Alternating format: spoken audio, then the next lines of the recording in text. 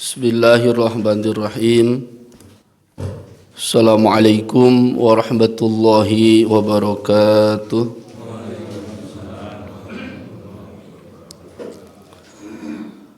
Alhamdulillahi rabbil alamin. Wa bihi nasta'inu ala umuri dunya waddin. Wa sallallahu wa sallama ala sayyidina Muhammadin khatamin nabiyyin wa ala alihi wa sahbihi ajma'in. Wa la hawla wa la quwwata illa billahil aliyyil azim. Allahumma anta rabbi la ilaha illa anta khalaqtani wa ana abduka wa ana ala ahdika wa wa'dika mastata'tu a'udzu bika min syarri ma sana'tu abu'u laka bi ni'matika alayya wa abu'u laka bi dzambi faghfirli fa innahu la yaghfiru dzunuba illa anta. Kalamun qadimun la yumallu sima'uhu tanazzaha an qawli wa fi'li wa niyatin bihi nashtafi min kulli da'i wa nuruhu dalilun li qulubina hina jahlina wa hayratina. Faya Rabbana matti'na bisirri hurufihi wa nawwir bihi qulubana wa sam'ana wa maqlatana. Amin ya rabbal alamin. Hadirin wal hadirat jamaah yang dimuliakan Allah Subhanahu wa taala. Puji dan syukur kita panjatkan kehadirat Allah Subhanahu wa taala.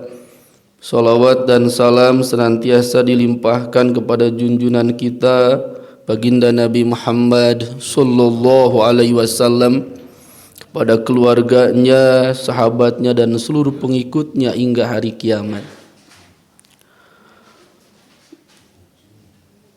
Hadratul kiram wal muhtaram, seluruh jamaah Masjid Jami Uswatun Hasanah yang dimuliakan Allah. Kita akan lanjutkan pada tafsir Al-Quran yang masih menjelaskan tentang surah Al-Fatihah. Pada pertemuan sebelumnya kita baru sampai pada ayat yang pertama, Bismillahirrahmanirrahim. Sebelum saya lanjutkan kajian tafsir, terlebih dahulu saya haturkan permohonan maaf yang sebesar-besarnya. Saat ini kita telah sampai pada bulan Sya'ban. Sebentar lagi nisfu Sya'ban dan tentunya bulan Ramadan sudah ada di hadapan kita. Atas kepercayaan seluruh jamaah, saya sering mengisi kuliah subuh ataupun khotib Jumat. Tentunya banyak yang disampaikan dan tentu banyak pula kesalahan. Oleh karena itu, atas nama pribadi mohon untuk dimaafkan, agar dengan maaf yang jamaah berikan kepada saya, Allah pun senantiasa memberikan maghfirah, ampunan atas segala khilaf yang pernah saya perbuat. Apabila ada kata yang mungkin tidak sesuai dengan ketentuan Al-Quran dan Al-Hadis, mohon untuk dimaafkan. Dan juga berkaitan dengan kajian kita surah Al-Fatihah, barangkali nanti dalam penyampaian ada hal-hal yang kurang berkenan, ada penyampaian saya yang tidak sesuai dengan tafsir Al-Quran, mohon untuk segera disampaikan, mohon untuk langsung dikoreksi agar tidak menjadi kesalahan yang disengaja. Walaupun tentunya saya berusaha semaksimal mungkin apa yang disampaikan sesuai dengan tafsir yang ada pada Al-Quran tersebut. Satu kali lagi, barangkali nanti dalam penyampaiannya ada hal yang kurang berkenan, mohon untuk langsung dikoreksi saja. Hadratul kiram, seluruh jamaah yang dimuliakan Allah, dalam pertemuan sebelumnya pernah saya sampaikan bahwasanya tentang surah Al-Fatihah ini memiliki 20 nama. Itu mungkin yang pernah saya sampaikan dan belum dijelaskan satu persatunya. Sebelum nanti kita lanjutkan pada ayat yang kedua, biar tidak menjadi utang saya. Ke-20 nama yang berkaitan dengan Al-Fatihah ini sebagaimana dalam tafsir As-Sawi dan juga tafsir Hadaiku Rauh wa Rauhan, 20 nama berkaitan dengan surah Al-Fatihah. Yang pertama adalah Fatihatul Kitab. Surah Al-Fatihah itu memiliki nama Fatihatul Kitab. Fatihatul Kitab artinya pembuka Al-Quran. Li'anna'a tuhu wa mabda'u, karena Al-Quran seperti kita lihat dalam mushaf yang kita baca, Al-Fatihah adalah surat yang pertama, walaupun tentunya Al-Fatihah ini bukan surat pertama yang Allah turunkan kepada baginda Nabi Muhammad sallallahu alaihi wasallam. Itu hanya dalam Rosam Utsmani saja, dalam Mushaf Utsmani saja. Semua Al-Quran di dunia yang kita baca, surat yang pertama adalah Al-Fatihah. Makanya dinamakan Fatihatul Kitab. Kalau kita lihat asbab nuzul turunnya surah Al-Fatihah ini diturunkan setelah surah Al-Mudaththir. Karena wahyu yang pertama adalah surah Al-Alaq, seperti kita pahami dalam sejarah. Iqra bismi rabbikal ladzi khalaq. 5 ayat pertama dalam surah Al-Alaq adalah wahyu pertama yang Allah turunkan kepada baginda Nabi Muhammad sallallahu alaihi wasallam melalui perantara malaikat Jibril. Itu nama yang pertama, Fatihatul Kitab, pembuka Al-Quran. Dilihat daripada susunan mushaf Al-Quran yang kita baca, Al-Fatihah menempati surat yang pertama. Yang kedua, Al-Fatihah itu dinamakan suratul kanz. Kanzun itu artinya gudang. Li'anna nuzilat min kanzi tahtil arsy. Dinamakan kanzun ataupun kansa, silakan suka dijadikan nama, karena surah Al-Fatihah ini nuzilat, diturunkan, min kanzin, dari gudang, tahtal arsy, yang ada di bawah arasy Allah subhanahu wa ta'ala. Makanya surah Al-Fatihah dinamakan suratul kanz. Yang ketiga, Al-Wafiyah. Yang keempat, Al-Kafiyah. Berkaitan dengan nama Al-Wafiyah dan Al-Kafiyah ini dikhususkan li'annaha wafiyatun kafiyatun fi sihati sholati wa ghiriha. Karena Al-Fatihah ini mencukupkan dalam ibadah sholat. Cukup surat yang dibaca oleh kita ketika sholat adalah surah Al-Fatihah. Adapun surah-surah yang lain itu termasuk dalam sunnatun hayatun. Yang wajib kita baca dalam sholat adalah hanya surah Al-Fatihah saja. Makanya namanya wafiyatun kafiyatun, mencukupi kita untuk sahnya sholat, cukup dibacakan surah Al-Fatihah. Yang kelima, Asy-Syafiyah. Yang keenam, suratus Syifa. Suratus Syifa artinya surat yang berkaitan dengan obat. Ini sesuai dengan sabda Nabi Muhammad sallallahu alaihi wasallam, hiya syifaun min kulli da'in, bahwasanya surah Al-Fatihah syifaun, merupakan obat, min kulli da'in, daripada setiap penyakit. Makanya suka menjadi istilah bersama. Apabila orang yang sakit, kita doakan Mudah-mudahan yang sakit segera diberikan kesembuhan. Al-Fatihah. Orang yang memiliki hajat, mudah-mudahan hajatnya dimudahkan. Al-Fatihah. Wabil khusus Al-Fatihah ini dinamakan suratus syifa, surat yang berkaitan dengan obat. Yang ketujuh, sab'ul masani. Sab'ul masani li anna sab'u ayatin tusanna fi kulli raqatin wa taqarrurin. Ini sesuai dengan firman Allah Subhanahu wa taala, walaqad atainaka sab'am minal masani wal qur'anal azim. Termasuk dalam berkaitan dengan kejadian Isra wal Mi'raj, bahwasanya dalam kejadian Isra Mi'raj Allah memberikan hadiah yang terbesar di antara selain daripada salat, yaitu Allah berikan sab'ul masani. Sab'ul masani ini adalah Al-Fatihah, 7 ayat yang dibaca berulang-ulang. La solata liman lam yaqra bi fatihatil kitab. Disampaikan dalam pertemuan sebelumnya, tidaklah solat, tidaklah sah solat seseorang lam yaqra bi fatihatil kitab, yang tiap rokaatnya tidak membaca Al-Fatihah kecuali bagi makmum masbuk. Makmum yang datang berkaitan imam sudah hampir selesai rokaat tersebut, imam sudah di penghujung ayat, dia baru datang, Fatihahnya dia Fatihah masbuk ditanggung jawab oleh imam. Bukan berarti makmum tersebut tidak membaca Fatihah, tapi Fatihah walaupun tidak sampai, tidak selesai, Fatihahnya ditanggung oleh imam. Makanya imamnya pun tidak boleh sembarangan, ahlan litahamul, harus orang yang ahli untuk menanggung jawab daripada makmum-makmumnya. Itu sabul masani. Yang ke-8 Ummul Quran. Ini mudah-mudahan jadi pengetahuan saja. Yang ke-9 adalah Suratun Nur. Suratun Nur artinya, nur itu artinya cahaya.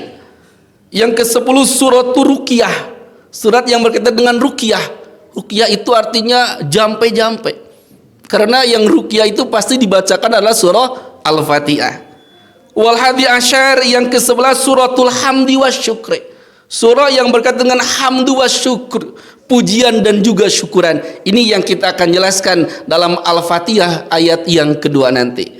Yang ke-12 Tsani Asar Suratul Du'a, surat yang berkaitan dengan doa, karena di akhir ayat membacakan surah Al-Fatihah kita berdoa kepada Allah, ihdinas siratal mustaqim, tunjukkanlah kami kepada jalan yang lurus. Walaupun nanti hidayah itu banyak, hidayah nanti kita jelaskan dalam ayat ihdinas siratal mustaqim, berkaitan dengan doa kita memohon kepada Allah untuk ditunjukkan hidayah. Tapi hidayahnya hidayah seperti apa? Insya Allah kita nanti dalam kajian ayat tersebut. Wasalis asar, yang ke-13 Suratul Ta'limul Mas'alah, adalah Suratul Ta'limul Mas'alah, artinya surat mengajarkan tentang masalah. Masalah itu tentang meminta. Allah ajarkan bagaimana sebaiknya kita meminta. Iyyaka na'budu wa iyyaka nasta'in. Nanti dijelaskan dalam ayat yang keempat, iyyaka na'budu wa iyyaka nasta'in. Lalu yang ke-14 Suratul Du'a listimaliha alaihi. Yang ke-15 Suratul Munajat, surat yang berkaitan dengan munajat. Karena Al-Fatihah ini nanti dalam kesimpulannya akan terbagi 3. Ada hak rububiyah, ada hak ubudiyah, ada juga berkaitan dengan hak ubudiyah dan rububiyah. Ada hak tentang ketuhanan dari mulai basmalah sampai maliki yaumiddin. Ada hak ubudiyah tentang kehambaan dari mulai ayat ihdinas siratal mustaqim sampai yang terakhir, dan juga ada dalam satu ayat isinya adalah hak rububiyah dan ada hak ubudiyah, iyyaka na'budu wa iyyaka nasta'in. Makanya Al-Fatihah dinamakan suratul munajat. Lalu yang ke-16 Suratul Tafwid. Tafwid itu artinya menyerahkan diri kita kepada Allah Subhanahu wa taala. Yang ke-17 yang sering kita baca Al-Fatihah itu namanya Ummul Quran, induknya Al-Quran. Seperti dijelaskan dulu dalam pembahasan basmalah, Allah menurunkan 104 kitab, lalu 140 dikumpulkan maknanya dalam Al-Quran, dalam Al-Fatihah, dalam basmalah pada akhirnya. Yang ke-18 Ummul Kitab.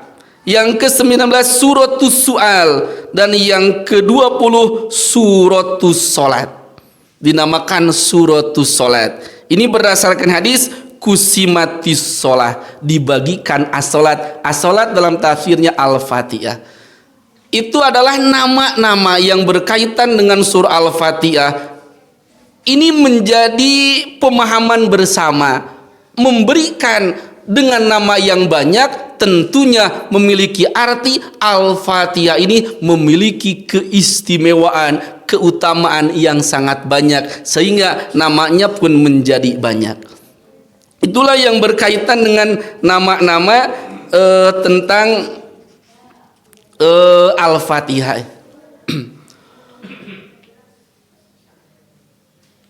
Alhamdulillahi Rabbil Alamin. Kita lanjutkan pada Al-Fatihah ayat yang kedua.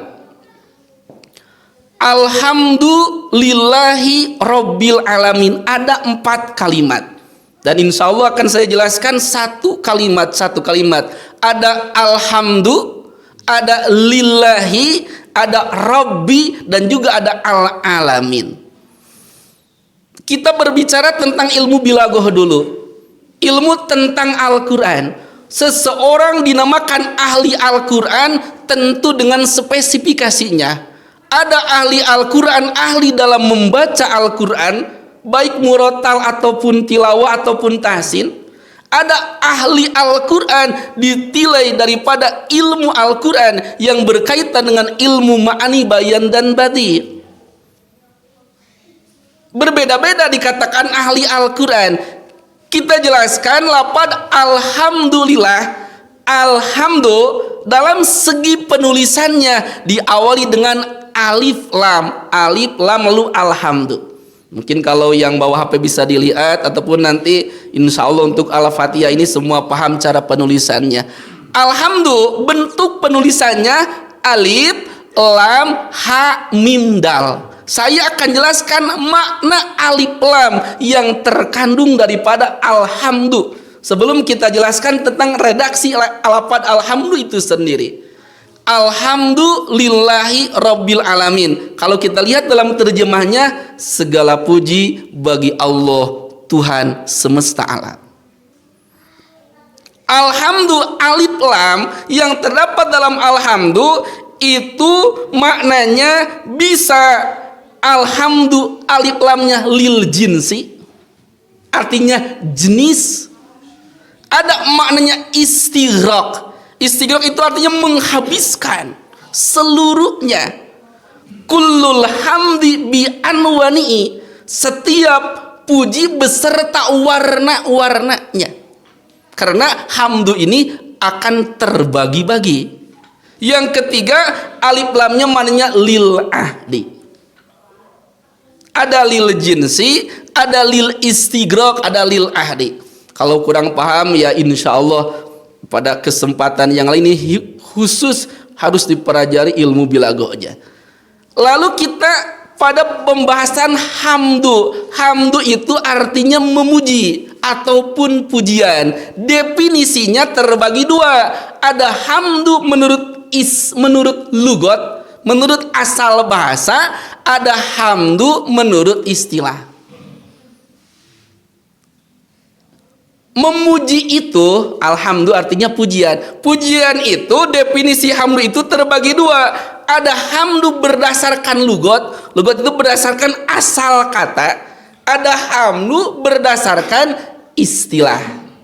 Jamaatul kiram yang dirahmati Allah, definisi hamdu dalam tafsir dijelaskan, alhamdu huwa as-sana'u bil lisan alal jamilil ikhtiyari sawaun fi muqabalati nikmatin amla. Hamdu itu as-sana'u bil lisan, memuji dengan lisan. Kenapa lisan memuji? Alal jamili, terhadap sesuatu yang baik, sesuatu yang bagus. Al-ikhtiyar, yang berupa pilihan, bukan ketetapan yang tidak bisa dirubah. Kenapa kita memberikan pujian kepada orang lain dengan lisan kita? Sawaun kana fi muqabalati nikmatin au ghoriya, berkaitan dengan nikmat ataupun selain nikmat. Contoh, ini ada dua orang namanya, kalau dalam di pesantren yang sering suka dijadikan contoh itu tiga orang. Ada Zaid, Umar, dan Bakar. Mohon maaf kalau ada yang namanya sesuai dengan contoh ini. Zaid dan Umar. Suatu ketika Zaid datang ke rumah Umar. Dia memberikan sesuatu. Dia memberikan hadiah kepada Umar. Lalu Umar ini berkata, Anta karimun wahai Umar, engkau adalah orang yang dermawan, engkau yang baik, kau telah hadiahkan sesuatu kepadaku. Ucapan yang disampaikan oleh Umar, terima kasih Zaid, engkau orang baik, engkau dermawan, telah memberikan sesuatu kepadaku, itu namanya hamdu secara bahasa, dan juga berkaitan dengan berkaitan dengan nikmat. Dia memberikan sesuatu, lalu kita keluarlah ucapan kita, hatur nuhun tos masihan tuangan ke abdi, hatur nuhun tos masihan aratos ke abdi. Itu adalah pimuqobalati ni'am. Dia memberikan pujian karena dia mendapatkan sesuatu. Yang kedua, ada juga ucapan pujian itu tidak berkaitan dengan nikmat. Kita lihat seseorang ibadahnya baik, rajin ke masjid, rajin ke pengajian, lalu timbullah ucapan kita, oh dia orang yang solih, oh dia orang yang baik. Kita memberikan pujian kepada orang lain, padahal orang lain tersebut tidak memberikan sesuatu apapun kepada kita. Itu yang dimaksud dengan pigoiriha, bukan dikarenakan nikmat. Saya berikan kesimpulan, hamdu berdasarkan asal kata adalah ungkapan pujian yang disampaikan oleh lisan kita karena ada sesuatu kebaikan. Itu berdasarkan lugat. Lalu hamdu berdasarkan istilah yang digunakan oleh para ulama. Hamdu itu definisinya adalah fi'lun yadullu ala ta'dimil mun'imi bisababi kauni mun'iman sawaun kana qaulan bil lisan au i'tiqadan bil jinan au amalan bil arkan. Ini definisi hamdu berdasarkan istilah yang digunakan oleh para ulama, berdasarkan pandangan agama. Hamdu itu adalah fi'lun, sebuah perbuatan, yadullu ala ta'zimil mun'imi, yang menunjukkan, mengagungkan zat yang telah memberikan kenikmatan. Fi'lun ini, pekerjaan ini bisa digunakan, bisa dilakukan dengan tiga. Yang pertama, qaulan bil lisan, diucapkan dengan lisan, seperti tadi, alhamdulillah, terima kasih ya Allah, engkau telah anugerahkan kepada kami keluarga yang baik-baik, keturunan yang baik-baik, alhamdulillah ya Allah. Alhamdulillah ya Allah itu merupakan pujian. Kenapa pujian tersebut datang? Karena yadullu ala ta'zimil mun'im, menandakan kita mengagungkan zat yang telah memberikan kenikmatan. Yang kedua, bentuk hamdu ini bisa i'tiqadan bil jinan, dengan i'tiqad. Bagaimana? Bi ayyatakida ittisofau bisipatil kamal. Dalam tafsirnya, kita mengiktikadkan bahwasanya Allah memiliki sifat-sifat yang maha sempurna. Au amalan bil arkan, ataupun juga dibuktikan dalam sebuah perbuatan. Intinya hamdu ini, memuji ini, ataupun pujian ini bisa dengan lisan, bisa dengan hati, dan juga bisa dengan perbuatan.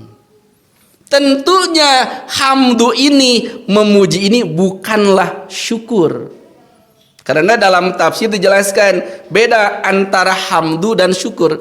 Makanya dalam setiap kita muqaddimah puji dan syukur kita panjatkan kehadirat Allah Subhanahu wa taala.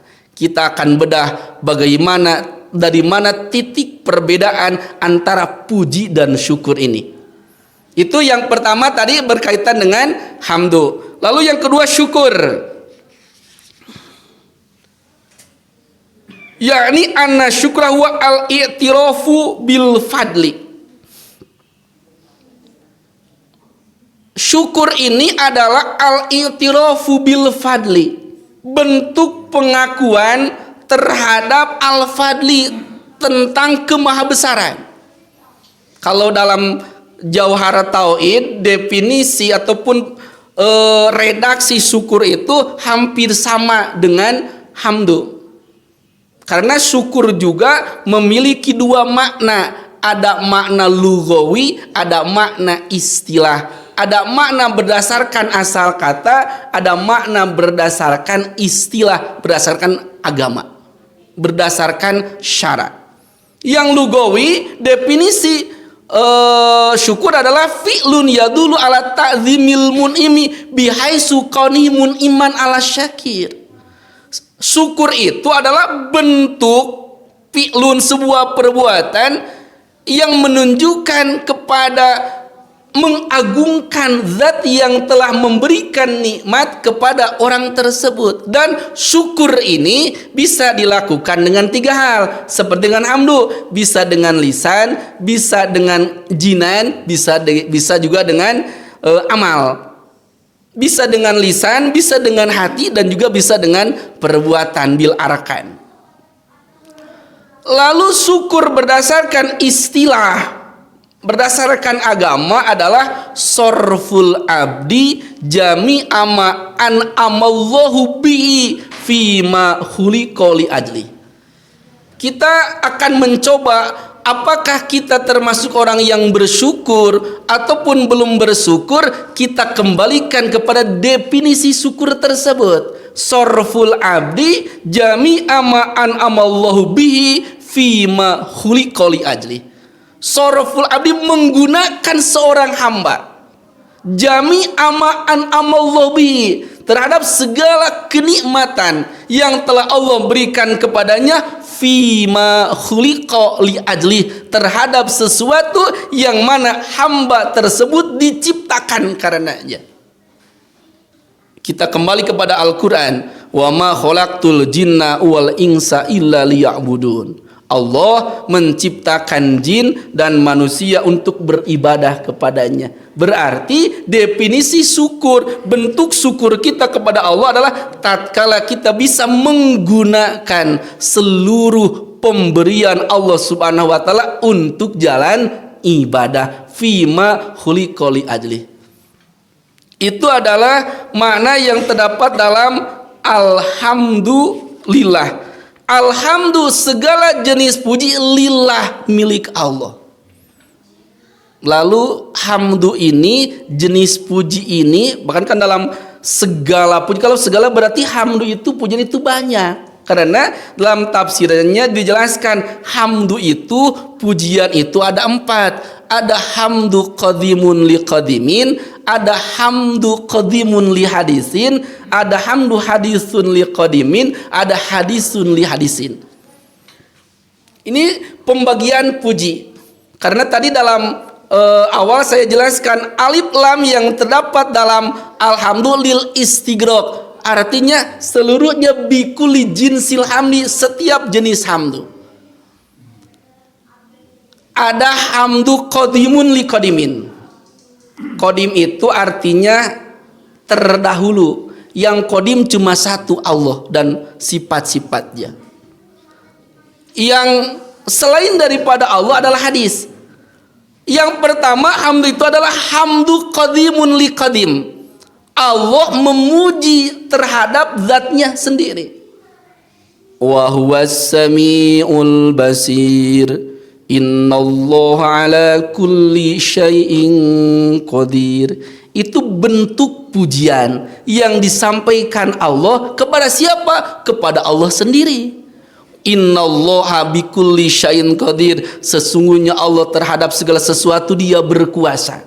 Wa huwas samiul alim, Allah Maha mendengar, Allah Maha melihat. Itu adalah hamdu qadim li qadim, Allah memuji kepada Allah.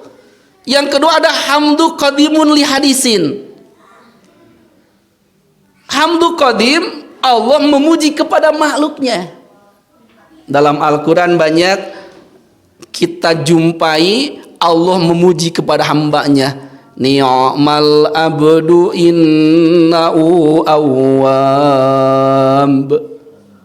Allah memuji kepada Nabi Ayub, ni'mal abdu, begitu baiknya hambaku, innahu awab, sesungguhnya Ayub itu termasuk awab, hamba-hamba Allah yang sangat dekat kepada Allah, yang sering kembali kepada Allah. Karena ujian yang Allah berikan kepada Nabi Ayub sangatlah berat. Ujian harta dihabiskan, keluarga dihabiskan, jasad pun kena. Kalau kita mendapat ujian mungkin hanya sebagian, ada yang diuji dengan harta, diuji dengan keluarga, diuji dengan badan. Kalau Nabi Ayub semuanya. Ketika Nabi Ayub selesai menjalani ujiannya, Allah memuji, ni'mal abdu innahu awwab. Wa innaka la'ala khuluqin azim, sesungguhnya engkau Muhammad menepati budi pekerti yang sangat baik. Itu pujian Allah kepada hambanya. Itu yang kedua. Yang ketiga adalah hamdu hadisun liqadimin, makhluk memuji kepada Allah. Itu yang sering kita ucapkan. Alhamdulillah ya Allah, kau berikan keluarga yang baik. Alhamdulillah ya Allah, kau berikan pekerjaan yang baik. Alhamdulillah ya Allah. Itu adalah hamdu hadisun liqadimin, makhluk memuji kepada kholiknya. Dan yang terakhir adalah hamdu hadisun li hadisin, makhluk memuji kepada makhluknya yang lain. Yang jadi catatan, alhamdulillah, segala jenis puji yang empat adalah milik Allah subhanahu wa ta'ala. Makanya kalaulah ada orang yang menginginkan dipuji-puji, kalaulah ada orang yang selalu ingin dipuji, berarti dia tidak mengetahui alhamdulillah, segala jenis puji baik yang mana, yang qadisun li qadimun li qadimin, qadimun li hadisin, hadisun li qadimin, atau hadisun li hadisin. Allah kepada Allah, Allah kepada makhluknya, makhluk kepada Allah, dan juga sesama makhluk saling memuji. Alhamdulillah, semuanya milik Allah. Makanya disampaikan oleh para ulama tasawuf, apabila orang lain memuji kepada kita, segeralah berdoa kepada Allah, Allahumma ij'alni khairam mimma yazunnun. Ya Allah, jadikanlah aku yang lebih baik daripada yang mereka sangkakan. Karena hakikatnya orang memuji kita, bukan kita lebih baik, tapi Allah tutupi kekurangan kita. Itu hakikatnya. Orang lain memberikan penilaian baik kepada kita, mengagungkan, memuji kita, memberikan sanjungan, bukan karena kita baik, tapi hakikatnya dengan ya satar, dengan satarnya Allah, Allah tutupi segala kekurangan kita. Karena kalaulah mereka tahu bahwasanya kita tidaklah lebih baik daripada mereka, mereka tidak akan memberikan sanjungan kepada kita. Makanya makna alhamdulillah, segala puji bagi Allah, maknanya kulu, berkatalah, selalu memujilah kepada Allah subhanahu wa ta'ala atas segala apapun yang Allah anugerahkan kepada kita. Dan selalu ingat bersama, iklam, ketahuilah, alhamdulillah, hanyalah Allah yang layak dan mustahik, yang berhak mendapatkan pujian. Kalaulah orang lain memuji kita, segeralah kita kembalikan kepada Allah, Allahumma ij'alni khairam mimma yadunnun. Ini seperti kisah Abu Hanifah. Abu Hanifah ini seorang hamba Allah yang dia ibadah malamnya hanya sepertiga malam.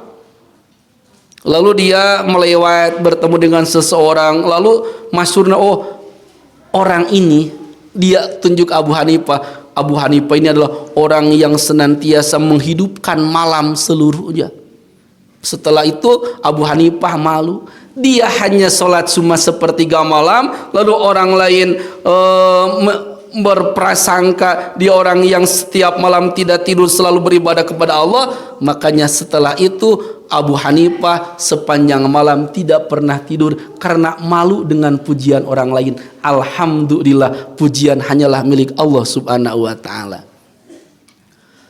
Alhamdulillahi Rabbil Alamin. Rabbil Alamin yang memiliki seluruh alam. Jamaatul kiram yang dirahmati Allah, makna Rabb yang terdapat dalam Al-Quran maknanya sangat banyak. Ada 15 makna. Kalau kita hanya baca dalam terjemahnya, segala puji bagi Allah Tuhan semesta alam. Makna Rabbun, Rabbun itu maknanya ada 15. Qaribun yang maha dekat, muhitun yang mencakup, malikun yang memiliki, wa mudabbirun yang mengatur, wa murabin yang mengurus, kasirul khair yang banyak kebaikannya, mulin ni'am yang senantiasa mengurus kenikmatan, wa khaliquna yang menciptakan, al ma'bud yang wajib diibadah, wa musliuna yang memberikan kebaikan. Musli itu ya yang memberi sesuatu yang bermanfaat. Was-sahib yang selalu bersama-sama. As-sabit yang tetap. Lalu juga wajami'una yang mengumpulkan. Itu makna Rabb itu sangat banyak. Jadi kalau kita lihat terjemah Tuhan semesta alam, berarti maknanya segala puji bagi Allah yang senantiasa selalu dekat dengan kita. Wa muhitun yang tidak pernah meninggalkan kita, wa malikun yang mengurus memiliki kita, yang mengatur seluruh urusan kita, wa muslim yang selalu memberikan kebaikan kepada kita, wa jami'una yang kelak akan mengumpulkan kita nanti pada hari kiamat. Itu maknanya tentang Rabb, Tuhan semesta alam. 8 al-alamin. Yang dimaksud dengan alam itu artinya kullu ma siwallah fahuwa alimun. Fahuwa alamun, mohon maaf. Kalau Bapak dan Ibu bertanya apa yang dimaksud dengan alam? Tuhan semesta alam-alam itu dalam tafsirnya kullu ma siwallah, selain daripada Allah itu namanya alam. Karena alam itu terdiri daripada ada alam malaikat, ada syayatin, ada jins wal ins. Ada kelompok malaikat, ada kelompok syayatin, ada kelompok jin, ada kelompok manusia. Segala puji bagi Allah Tuhan semesta alam. Yang dimaksud alam itu artinya segala sesuatu selain daripada Allah itu namanya al-alamin. Berkaitan dengan alhamdulillah ini, kalau kita bedah berdasarkan tafsir Imam Al-Qurtubi, kalau kita membandingkan dengan beberapa sumber dan juga redaksi hadis, manakah yang lebih baik? Apakah kita mengucapkan la ilaha illallah ataupun alhamdulillah? Afdalu zikri fa'lam annahu la ilaha illallah. Sebaik-baik zikir yang kita ucapkan adalah la ilaha illallah.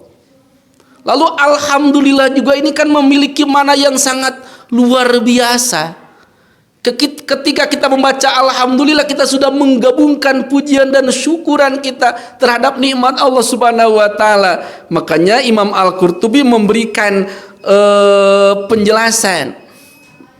Tentunya kalau hanya membandingkan daripada satu redaksi, semuanya akan memiliki keunggulan masing-masing. Tapi kita jamu saja. Afdhalu zikri la ilaha illallah wa afdhalu du'a alhamdulillah. Kalau kita menjelaskan la ilaha illallah memiliki dalil tentang la ilaha illallah banyak. Kita menjelaskan alhamdulillah tamlaul mizan. Karena dalam hadis alhamdulillah itu kalimah alhamdulillah tamlaul mizan, bisa tamlaul mizan menjadi pemberat timbangan kebaikan kita. Itu dahsyatnya kalimah alhamdulillah. Makanya kalau nanti ada yang berbicara mana yang lebih baik, apakah apakah mengucapkan la ilaha illallah ataupun alhamdulillah, maka kita jam'u saja, kita kumpulkan saja berdasarkan tafsirnya, bahwasanya afdalul zikri la ilaha illallah wa afdalud du'a alhamdulillah. Sebaik-baik zikir adalah la ilaha illallah dan sebaik-baik doa adalah alhamdulillah. Jadi dua-duanya memiliki keistimewaan dan keutamaan yang luar biasa. Alhamdulillahirabbil alamin ar-rahmanir rahim. Kita kembali kepada lafaz ar-rahman dan ar-rahim. Penjelasannya pun sama, hanya mungkin saya jabarkan begini, kenapa harus diulang lafaz ar-rahmanir rahim padahal dalam bismillah pun ada. Itu saja yang akan saya jelaskan tentang ar-rahman dan ar-rahim. Kalau mananya dalam pertemuan sebelumnya sudah dijelaskan tentang rahmat, rahmaniyah ataupun rahimiyah. Bahkan dalam tafsir di sini dijelaskan ini berkaitan dengan rahmat saja sebagai gambaran, dihikayatkan ini sesuai dengan kenyataan hasil penelitian. Ini membuktikan Allah Maha Rahmaniyah, Allah Maha Rahimiyah. Dalam tafsir oleh para ulama yang dikarang ratusan tahun ke belakang, anna waladal gurob, bahwa sesungguhnya anak gurob itu artinya burung gagak. Burung gagak mah biasanya naon? Hidung gitu kan ya, buluna hidung. Anna waladal gurob idza kharaja minal qashri, ketika lahir anak gagak ini yakunu kalahmi ahmar, maka lahir kalahmi ahmar seperti daging yang merah. Sehingga wayafiral gurabinu, sehingga induknya pun lari karena induknya hitam, ini merah, anaknya merah, kalah mi ahmar. Ini sesuai kenyataan, bisa dilihat di Google pun sama. Ini tafsirannya ada dalam tafsirnya. Kalah mi ahmar, wayafiral gurab, dia terbang, dia lari meninggalkan anak tersebut. Fayajtami alail baud, setelah itu berkumpullah baud, nyamuk. Payal takitu ila ayyan butaras, lalu nyamuk ini dia menghisap darah-darah daripada anak gurob ini, anak gegak ini, hat ila ayyan butarasyu, sehingga sampai tumbuh bulu-bulunya. Bulunya ya bulu hitam. Setelah itu wa inna dzalika ta'udu ummu ilaih, setelah anaknya tumbuh bulunya hitam, induknya datang lagi. Ini menjelaskan Allah Rahmaniyah, Allah Rahimiyah. Allah Maha Pengasih, Allah Maha Penyayang, tidak akan meninggalkan hambanya tanpa ada kebaikan. Kenapa Ar-Rahmanir Rahim ini diulang kembali dalam ayat selanjutnya setelah Alhamdulillahirabbil alamin Ar-Rahmanir Rahim? Para ulama ahli tafsir menjelaskan ada beberapa pandangan. Yang pertama, liyu'lama anna tasmiyah laisa minal Fatihah. Ada yang berpendapat kenapa ini dibolak-balik, diulang, karena ini sebagai pertanda anna tasmiyah laisa minal Fatihah, bahwasanya tasmiyah bismillahirrahmanirrahim bukan ayat dari Fatihah.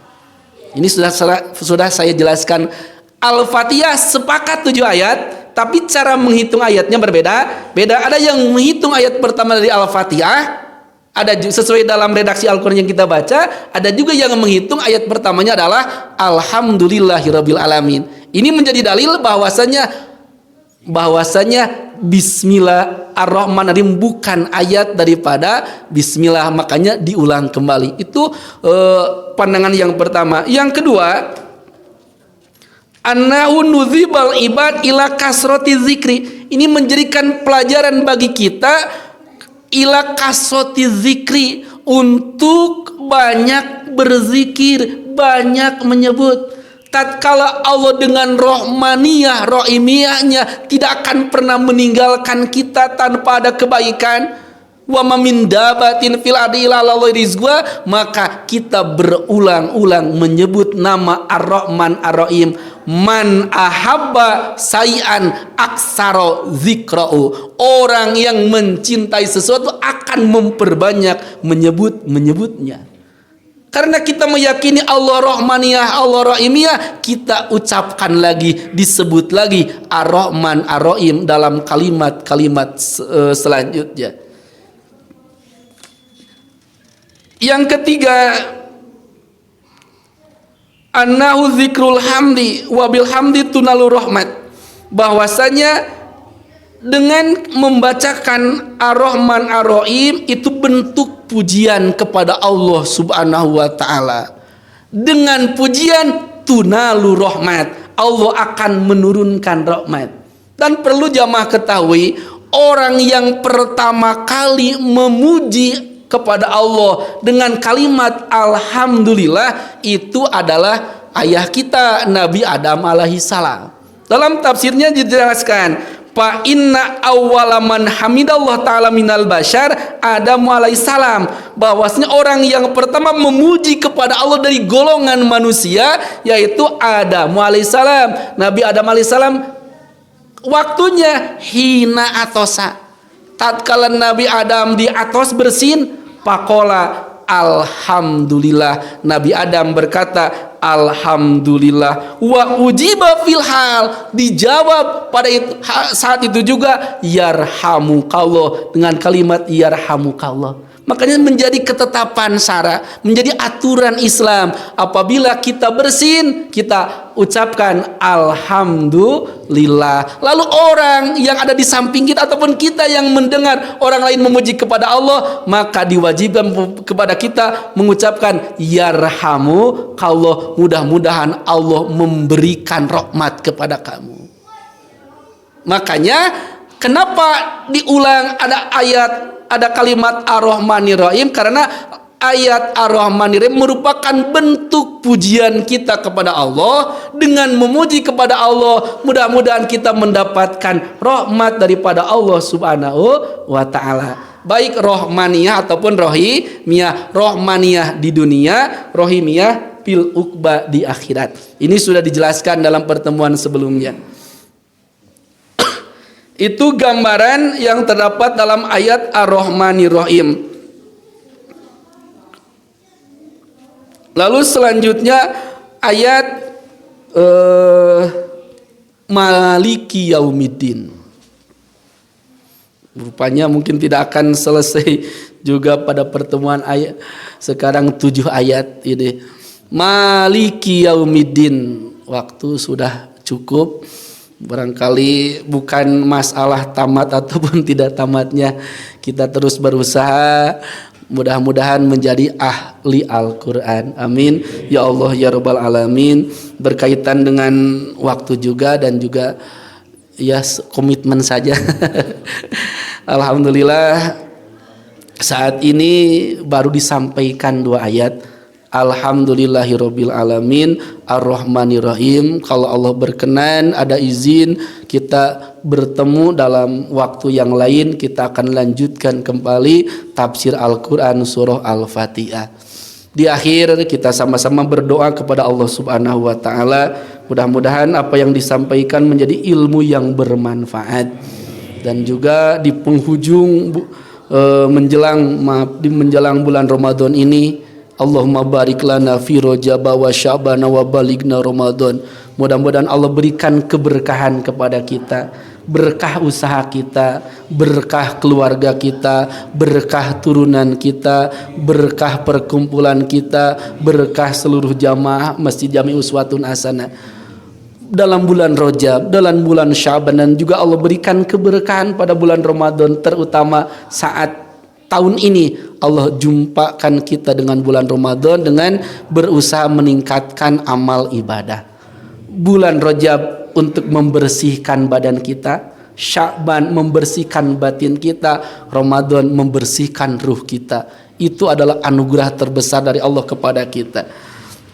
Selanjutnya mudah-mudahan segala hajat, keinginan kita berkaitan dengan dunia, berkaitan dengan agama, berkah pengajian ini Allah berikan kemudahan. Amin ya Allah ya Rabbal Alamin. Selanjutnya yang saat ini dalam keadaan sakit, kita sama-sama doakan. Barangkali ada jamaah masjid Uswatun Hasanah, ada keluarga kita, ada sahabat, ada tetangga kita yang saat ini dalam keadaan sakit. Mudah-mudahan Allah segera berikan kesembuhan seperti sedia kala.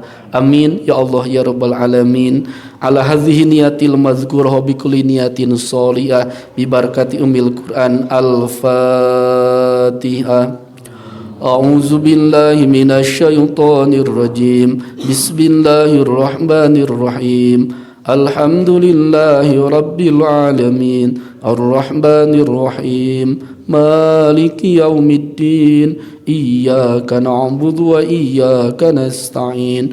Ihdinas siratal mustaqim. Siratal ladzina an'amta 'alaihim ghairil maghdubi 'alaihim waladdallin. Kurang dan lebihnya mohon untuk dimaafkan. Subhanakallahumma bihamdika asyhadu an la ilaha anta astaghfiruka wa atubu ilaik. Assalamualaikum warahmatullahi wabarakatuh.